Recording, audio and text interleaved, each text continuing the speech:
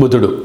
అలాగనే వీరికి ధనావాక్కు కుటుంబ స్థానంలో రవి సంచారం చేయడం వల్ల ఆ రవి భగవానుడు కర్కాటక రాశిలో జలరాశిలో ఉండడం వలన వీరికి పట్టిందల్లా బంగారం అవడం, గళగళ పారుతున్న గోదావరి నదిలాగా మీరు చేస్తున్న కష్టానికి శ్రమకు తగిన ఫలితము ధనం రాబోతుంది. కనుక దీపం ఉండగానే ఇల్లు చక్కబెట్టుకోవాలని పెద్దవాళ్ళు ఎలా చెప్తుంటారో సమయం, ధనం, ఆరోగ్యాన్ని కాపాడుకునే ప్రయత్నం చేయండి.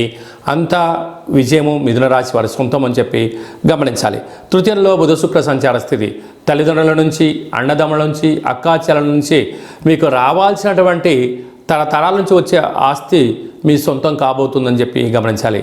అర్ధాష్టమ కేతు చిన్న చిన్న విషయాలకు ఆందోళన తగదు.